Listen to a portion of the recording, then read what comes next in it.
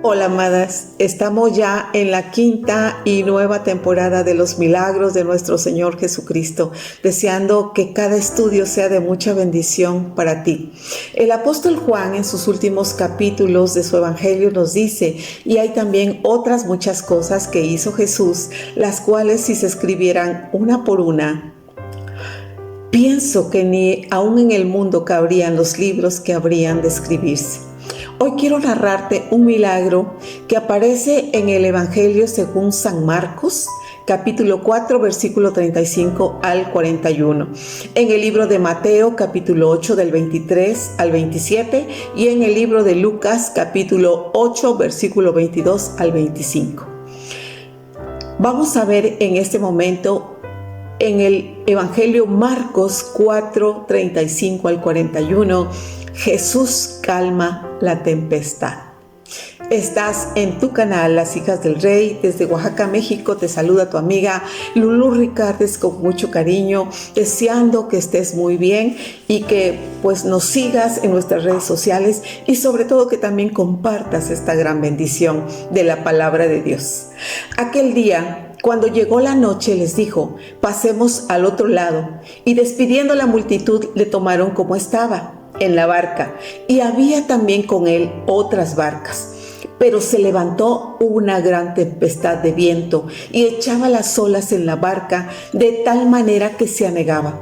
Y él, estando en la popa, durmiendo sobre un cabezal, y le despertaron y le dijeron: Maestro, ¿no tienes cuidado que perecemos? Y levantándose, reprendió al viento y dijo al mar: Calla, enmudece. Y cesó el viento y se hizo grande bonanza. Y les dijo: ¿por qué estáis así amedrentados? ¿Cómo no tenéis fe? Entonces temieron con gran temor y se decían el uno al otro: ¿quién es este que aún el viento y el mar le obedecen? En medio de una gran tormenta, donde el mar y el viento se alinearon, mostrando su ferocidad, se encuentra una pequeña barca llevando consigo al Mesías y a sus discípulos, quienes, pese a ser unos experimentados pescadores, se llenaron de miedo al creer que perecían. En la popa dormía recostado sobre un cabezal su maestro, quien, cansado, rendido, no parecía haber sentido la tormenta. Él, su maestro, después de una serie de enseñanzas a través de parábolas, les había indicado que pasaran al otro lado del mar. Ya era de noche y era un buen momento para descansar de tanto bullicio. Probablemente no tenían ni tiempo para haber comido y pensaban ya en un merecido descanso. Sus discípulos habían escuchado cada enseñanza, habían visto la manifestación de milagros asombrosos en otras personas y ahora, obedeciendo la orden, se dirigían a la costa occidental del mar de Galilea. Ellos nunca imaginaron que serían protagonistas de una situación que pondría a prueba su fe.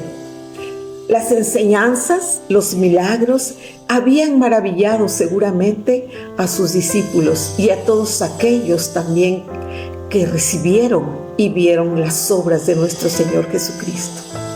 Pero ahora sus discípulos amados, los que estaban en el círculo íntimo, iban a pasar un examen después de tanta enseñanza.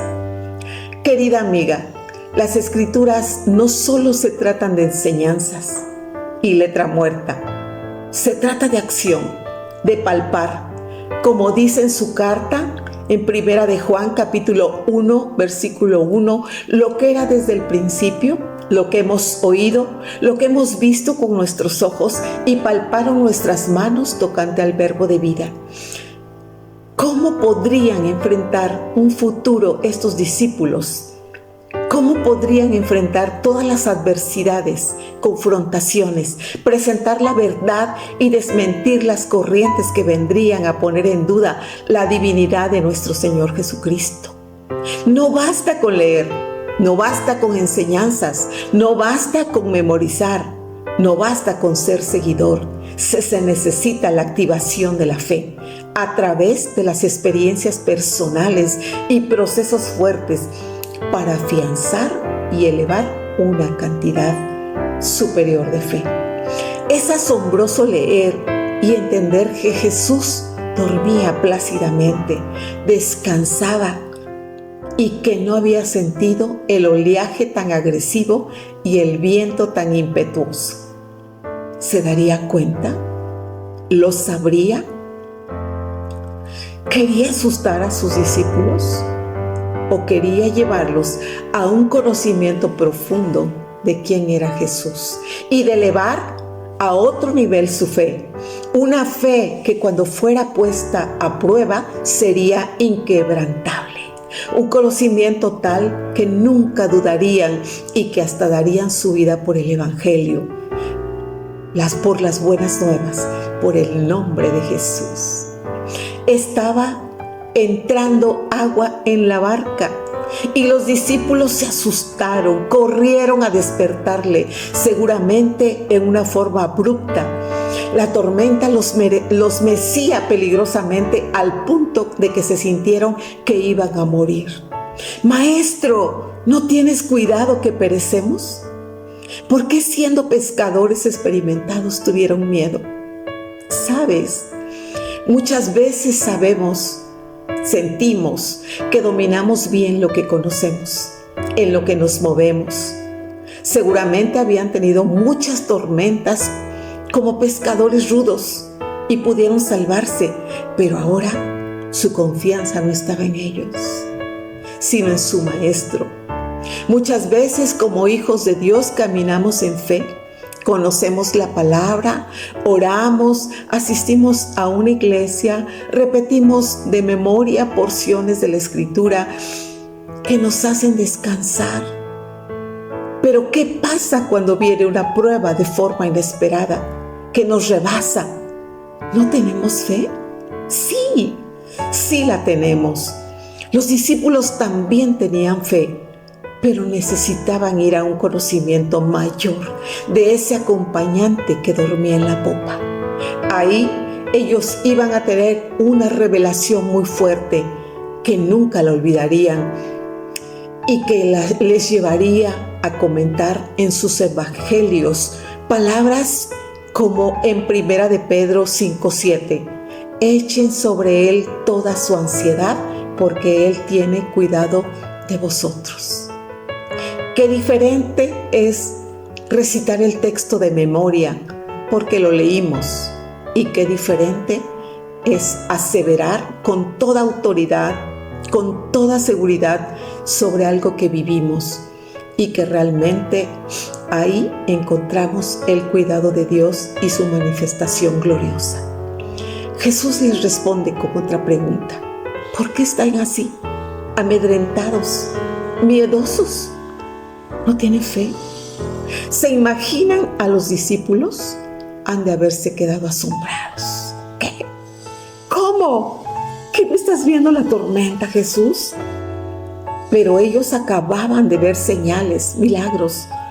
Podemos pensar que era de suponerse que no tendrían miedo y que confiarían porque habían visto a su Señor hacer grandes milagros y manifestaciones. También nos pasa, ¿no te parece? Muchas veces dudamos, no creemos, nos afligimos, tenemos miedo. Sabemos que está Dios con nosotras, repetimos las oraciones, pero estamos muy asustadas. Con el Señor en la barca no se hundiría, lo salvaría, calmaría la tempestad. Nosotras ahora lo sabemos porque está escrito, porque ya está escrita la historia. Pero ellos tuvieron miedo, inseguridad, incredulidad. El problema no está en Jesús. El problema no está en la palabra. Él cumple sus promesas. El problema está dentro de nosotros, en lo profundo. Aún nos falta creer totalmente ante situaciones que nos rebasan. Las emociones, los sentimientos, las circunstancias nos absorben. ¿Es condenable? No. Somos seres humanos. Sin embargo, Jesús quiere llevarnos a un conocimiento pleno, de tal forma que aunque esté la tormenta en su punto más recio en nuestras vidas, podamos decir con toda seguridad: aunque ande en valle de sombra de muerte, no temeré mal alguno, porque tú estarás conmigo. Salmo 23. Yo habito en la sombra del Altísimo y moro bajo su abrigo. Él es mi escudo, Él es mi protector. Yo estoy bajo sus alas, ahí voy a estar en paz. Podemos recitar el Salmo 91 con toda la seguridad y la certeza de que es verdad, de que es real. O podemos decir también, como en Romanos 8:35, ¿quién nos separará del amor de Cristo? ¿Tribulación o angustia? ¿O persecución? ¿O hambre? ¿O desnudez? ¿O peligro? ¿O espada? El apóstol Pablo había aprendido esto en medio de la angustia y de procesos difíciles. Había tenido un encuentro real y personal con nuestro Señor Jesucristo. Ese hombre, el Maestro, el Verbo de Dios, el Logos, Dios mismo iba con ellos. El que creó los cielos y la tierra. El Salmo 19 nos dice: los cielos cuentan la gloria de Dios y el firmamento anuncia la obra de sus manos. Salmo 33:6 dice: por la palabra de Jehová fueron hechos los cielos y todo el ejército de ellos.